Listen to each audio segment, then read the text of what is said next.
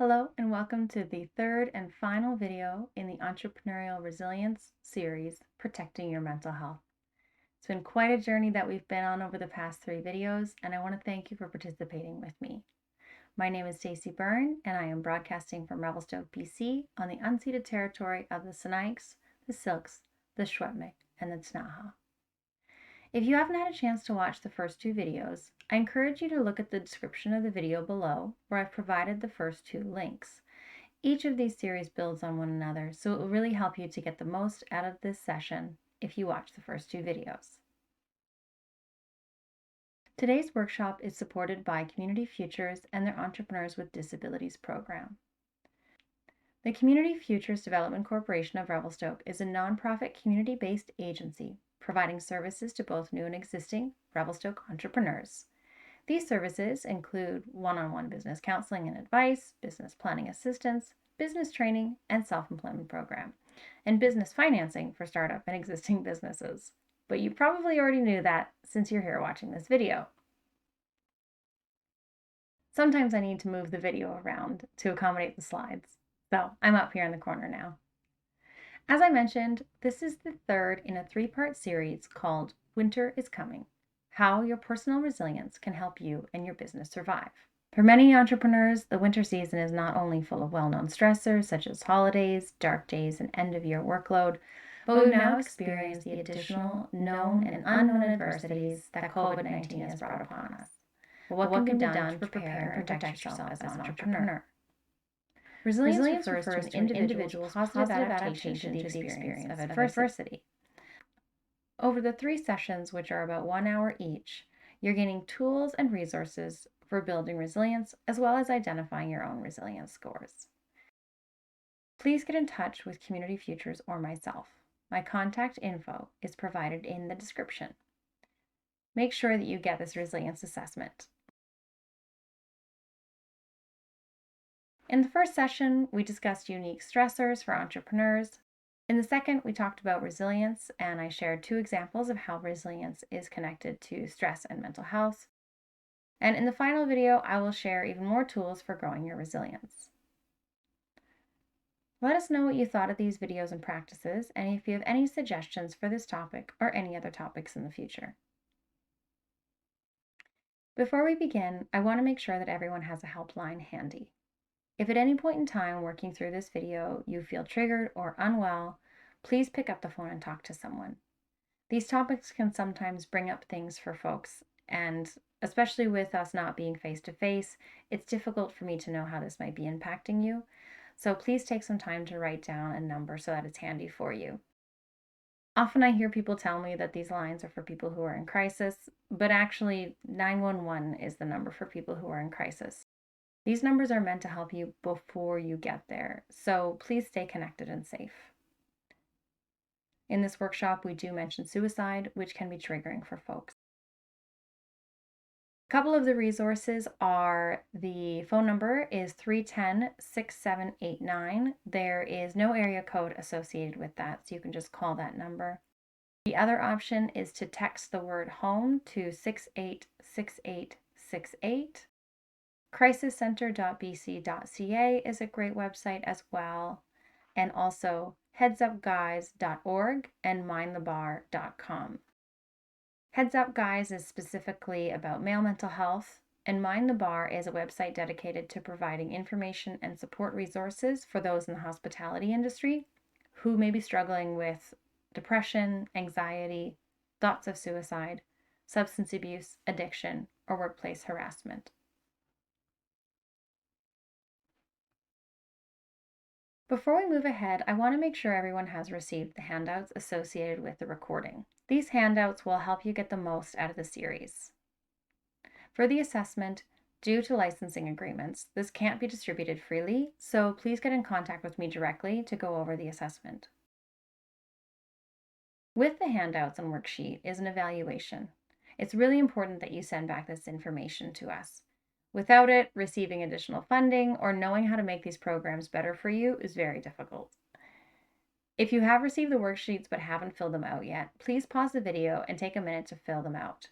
I will also provide prompts throughout the video to let you know when to refer to your handout.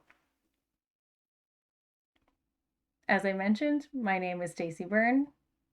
Hello, you. And my background is in organizational behavior and psychology, and I work in the fields of organizational coaching, human resources, career coaching, and leadership development. I'm driven to help people survive and thrive in today's world. I encourage you now to take a moment to turn down any distractions. Close any extra browsers that are open, set your phone to silent or do not disturb, and find a space where you're alone or won't be distracted by others. This session is all about you. However, these days we don't always seem to have a lot of time. But the fact that you're here anyways, we really appreciate it. So go ahead and listen to the recording at 1.5 speeds if you need to. So just to recap, 2 weeks ago, I talked about mental health and entrepreneurs. Entrepreneurs are more likely to have experienced worry or stress in the past week than other workers. We know that prolonged stress can lead to mental health challenges, as well as other metabolic and mechanical effects. Entrepreneurs are in general more dissatisfied with their mental health than the general population, and this is having devastating effects, including burnout, high cost of medications or counseling, other unhealthy coping strategies, and tragedies such as death by suicide. We discussed the behavioral, physiological, and cognitive response to stress and the fight or flight reaction.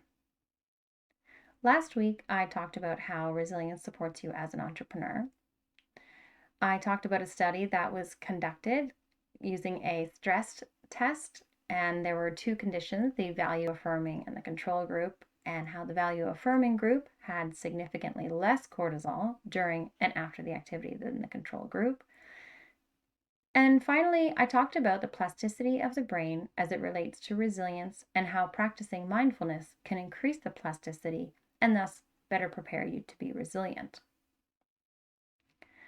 So in today's workshop, I'm going to talk more specifically about a couple of activities that you can do to build your resilience and protect your resilience, as well as touching on social supports and integration, which was a topic we didn't have time for last week. Now, if I didn't make a believer out of you before, there are some incredibly persuasive reasons why you should focus on your own resilience. Resilience can be defined as the ability to overcome or bounce back or to adjust to adversity. And we see it actually in a number of different industries, not just human psychology. The term is used in computer systems, engineering, and carpentry, referring to the amount of strain that can be placed on something while still maintaining its integrity. I think that definition can apply to humans as well.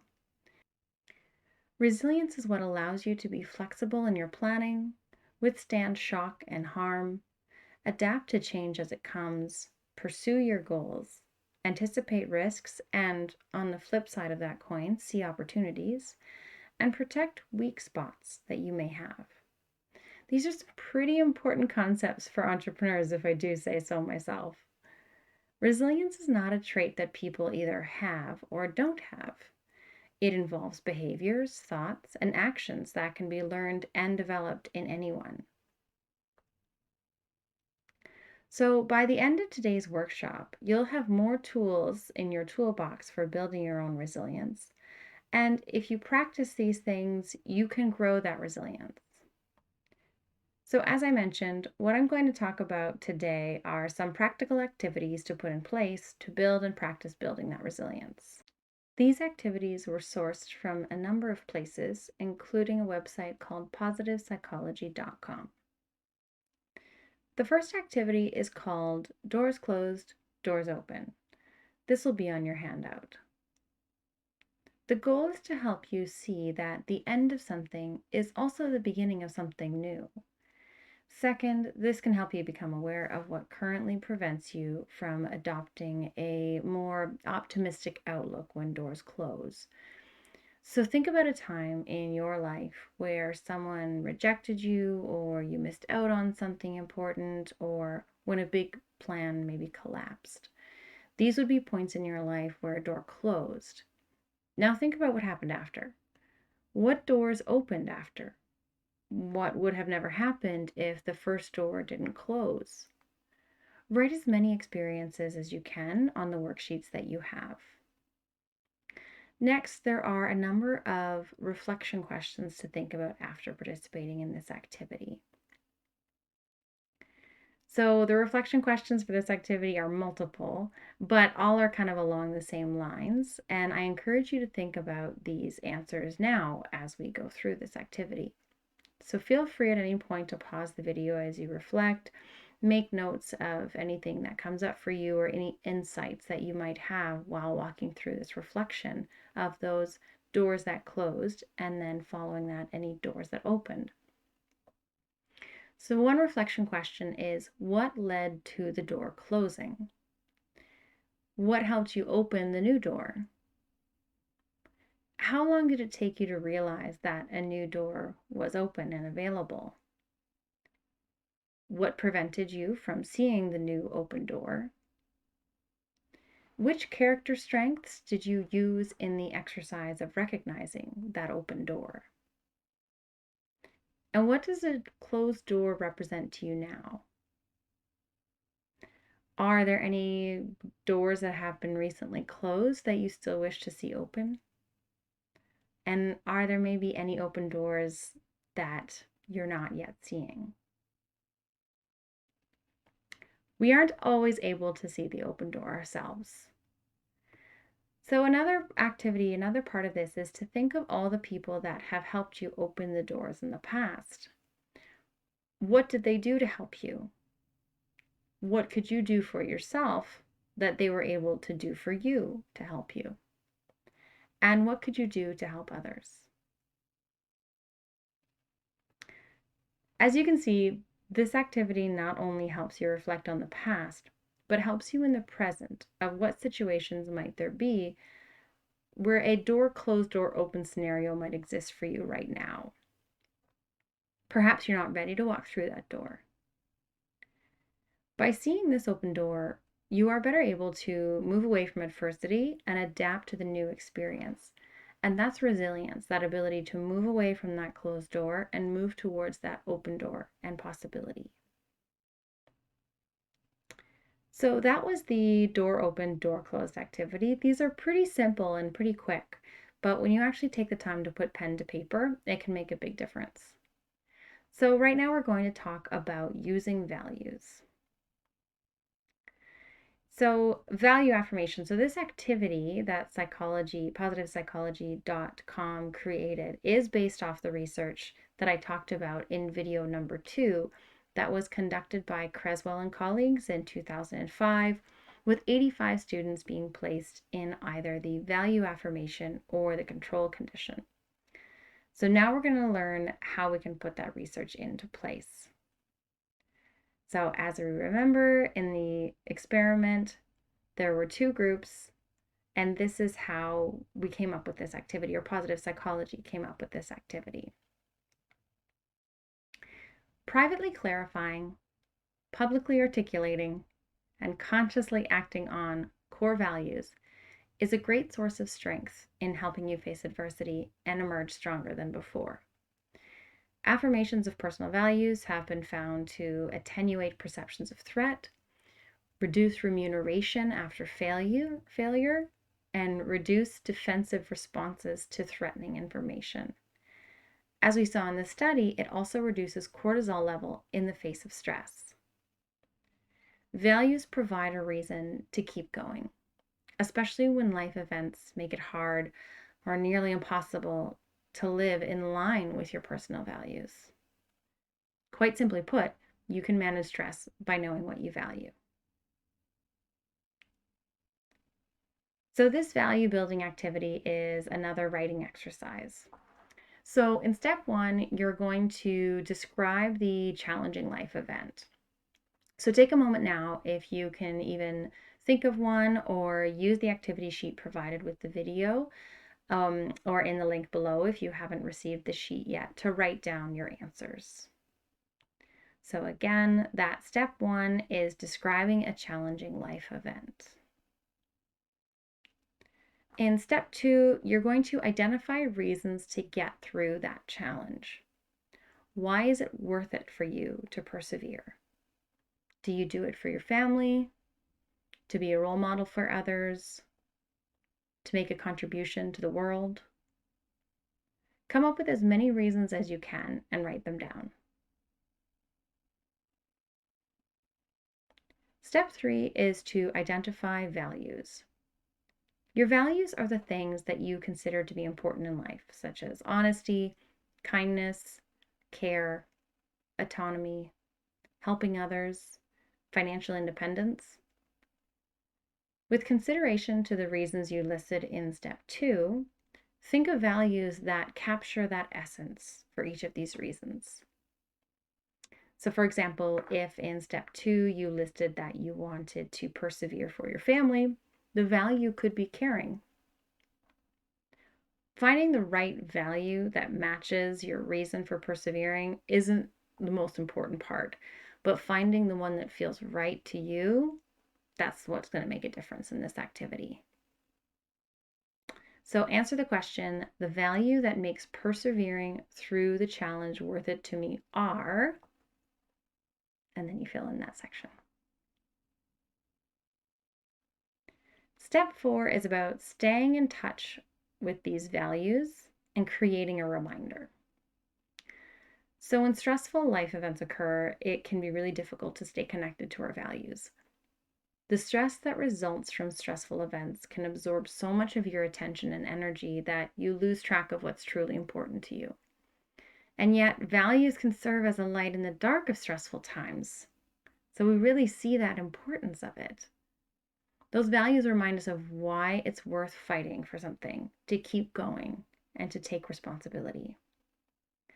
So the next part of this activity is to create a visual reminder. If anybody knows me, I do love crafternoons. So creating this visual reminder, there's a couple of ways that you might want to create this reminder. You can do a pen and paper drawing. You might find photographs that remind you of your values. You might create a vision board activity using scissors to cut pictures and texts from magazines. You might use apps that send you reminders. There are a few out there, but I haven't tested any of them personally and don't like to promote an app if there's an in-app purchase. So you may be able to find some that are out there.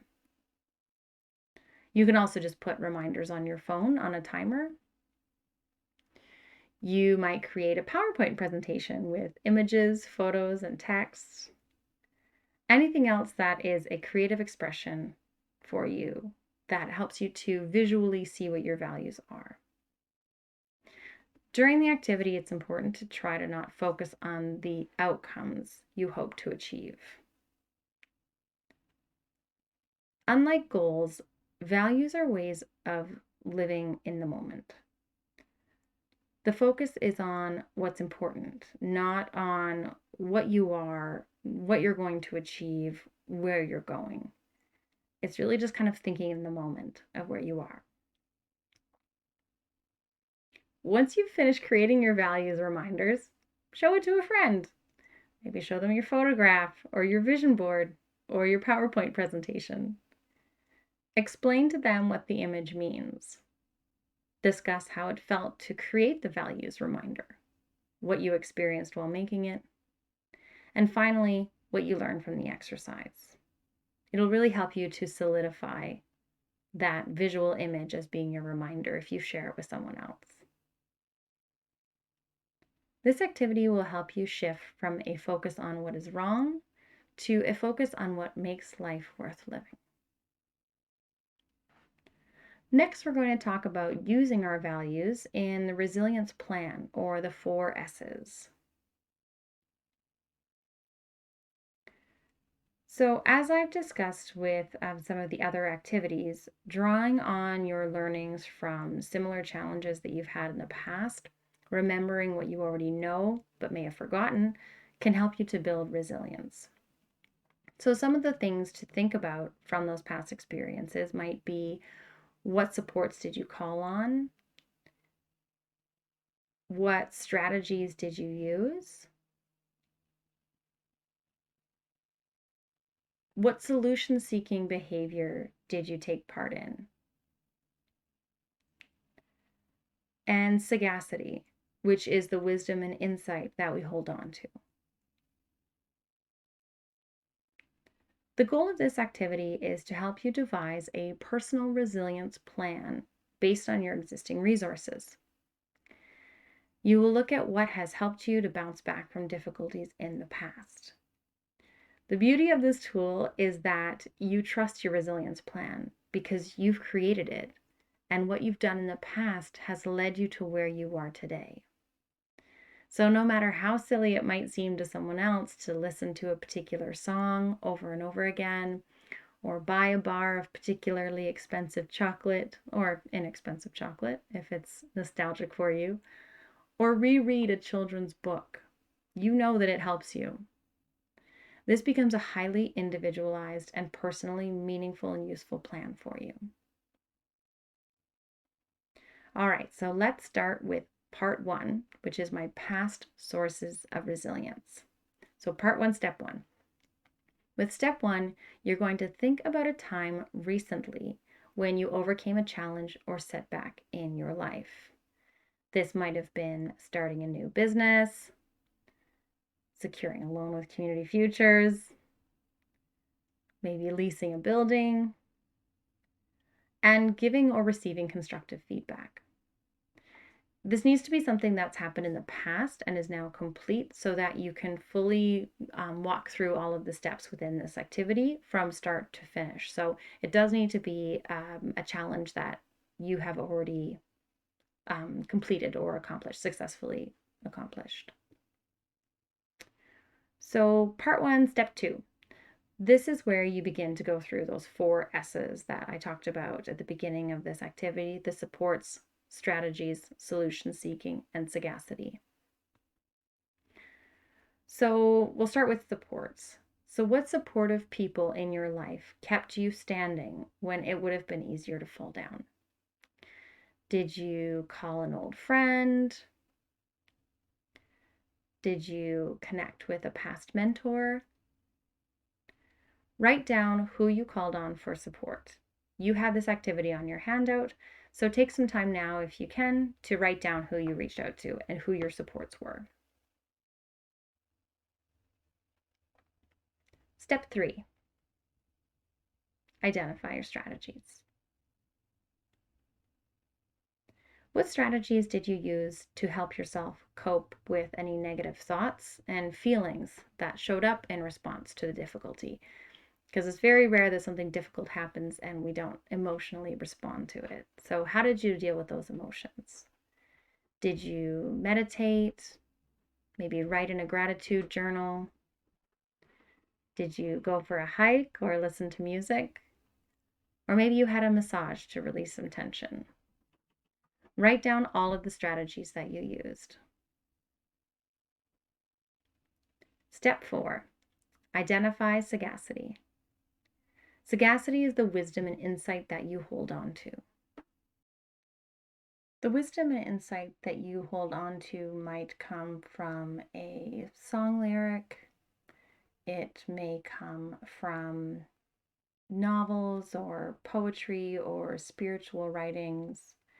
It may come from a well-known quote, maybe someone like Albert Einstein or Maya Angelou or Richard Branson or Friedrich Nietzsche. Or perhaps it was the teachings or sayings of a grandparent. Write down your sagacity. Part 1, step 5. This is where we have the 4th section of that quadrant, which is identify solution-seeking behaviors. So what solution-seeking behaviors did you display to help you actively deal with the problem? Did you seek out new information? Did you maybe plan ahead? Did you negotiate? Or did you speak up and voice your opinion? Maybe you asked others for help. Write down as many solution-seeking behaviors that you displayed. So part 1 is now complete, and all 4 quadrants of the matrix should have information filled into it. In part 2, you're now going to move away from that past situation that had a beginning, middle, and end, and now you're moving into a current situation that you may be working through. Step 6 is to describe the current difficulty or challenge that you're facing. I'm sure that shouldn't be too difficult for people who are tuning in today. Use the space provided on the worksheet to describe the situation. Step 7. Apply the resilience plan to the current difficulty. So take a look back at your 4 quadrants or your 4 S's that you've already filled in.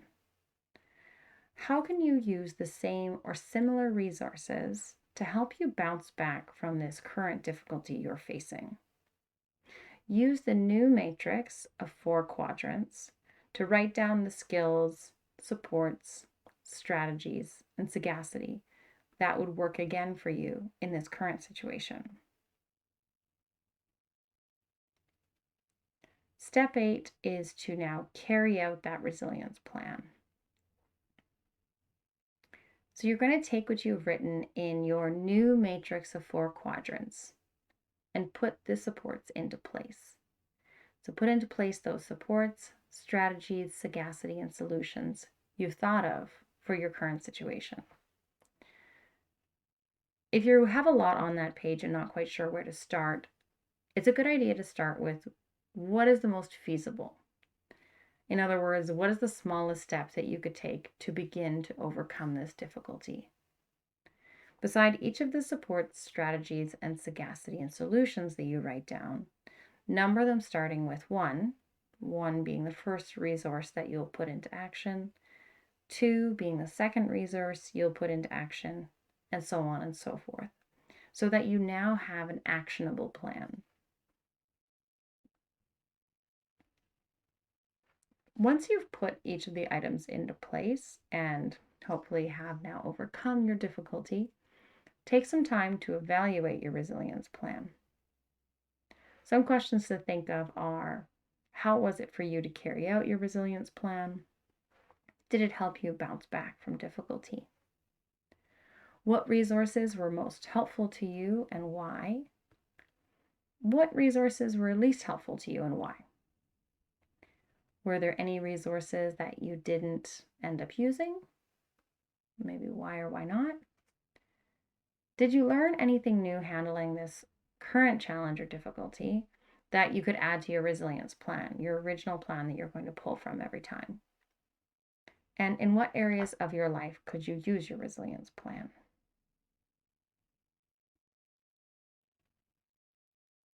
I've now shared 3 activities that you can participate in with yourself or maybe share with someone else to help grow your resilience and someone else's resilience as well. These are individualistic activities that you can do on your own.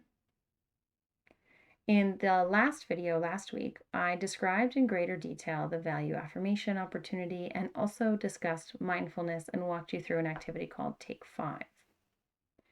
Before we close this entrepreneurial resilience session, I'd like to touch on one systems approach to building resilience, and that is social support and integration.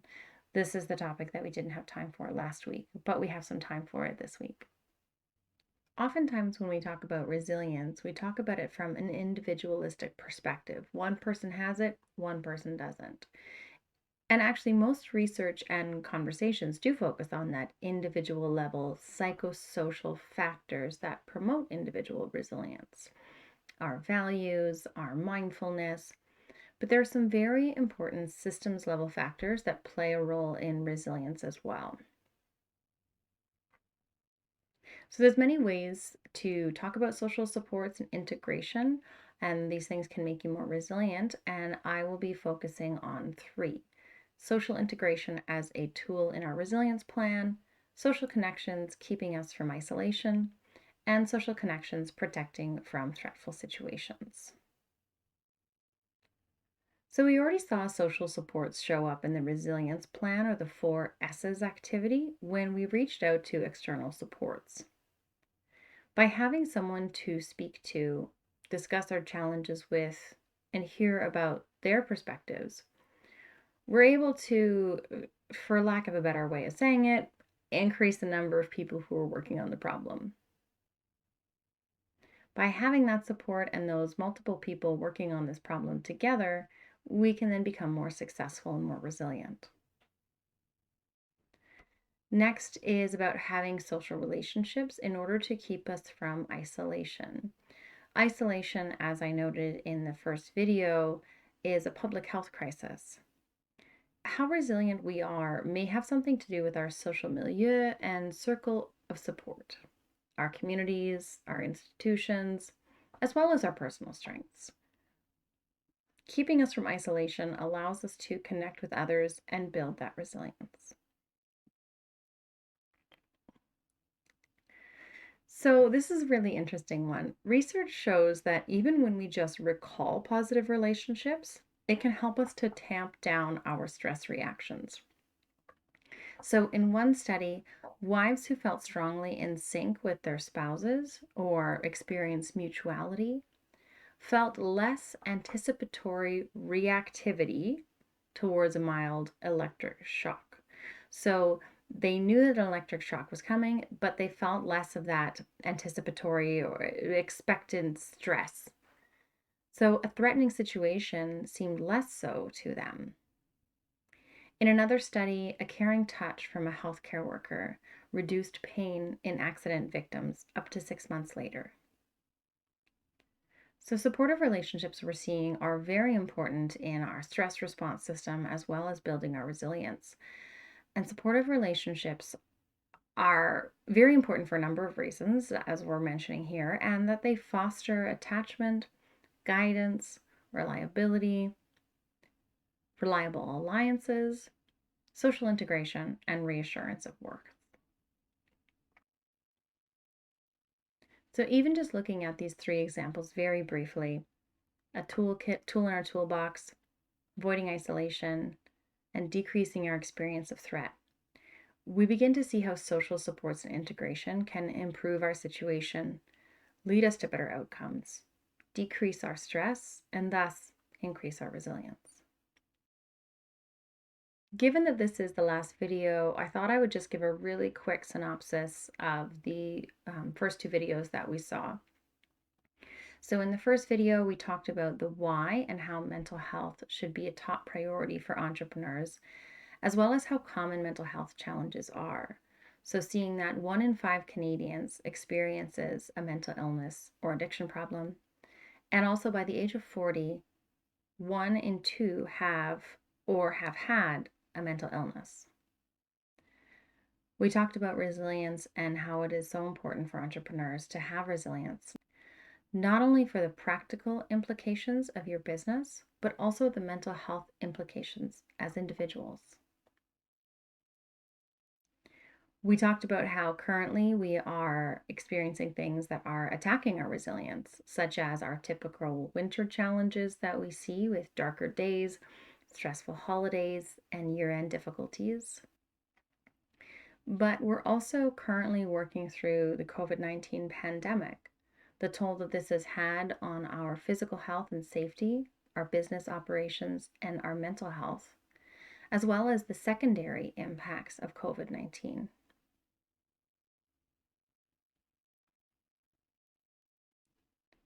COVID-19 has also decreased our social supports, increased our isolation, and increased the amount of telecommunications that we must participate in, which I showed in the first video, takes its toll and often is not done very well, which puts more of a cognitive stress and strain on all of us, even if it's done well. We talked about our stress response, including our sympathetic and parasympathetic nervous system, and the dark side of stress, so how having too much stress can impact you negatively. We talked about how stress impacts the brain and puts us in a fight or flight system. And over prolonged periods of time, stress can have detrimental impacts on our health and wellness, including sleeplessness, irritability, and type 2 diabetes, for example. We talked about a study that was done and showed that reminding someone of their values actually decreases the amount of cortisol released into the body during a stressful activity. So these are not just nice to do things that make you feel better. These are activities that are physiologically changing your response to stress and thus improving your health long term. We talked about mindfulness and practice a mindfulness activity. An activity like Take 5 can help to improve your brain functioning. Today, we discussed a number of activities that you can participate in individually to improve your resilience, like the doors closed, doors open activity, using values, and the resilience plan and the 4 S's. And finally, touched upon social supports and integration as a system-level approach to resilience. Thank you for coming on this journey with me. It was much more difficult than I had anticipated doing these videos rather than having a workshop in person. But I used my resilience tools to get through it, and I hope that you did too. If you missed any of the other videos during this session, I've provided the links in the description below. My contact information is on this slide. As well, I'll put it in the description below. This is the last of our 3-part series, so I sincerely hope that you'll take a moment to fill out the evaluation form and send that back to us. It really helps in planning other sessions like this, gives me tools that I can work on, and allows us to prepare future series that will be beneficial to you. If you enjoyed this video, please like and subscribe to the channel.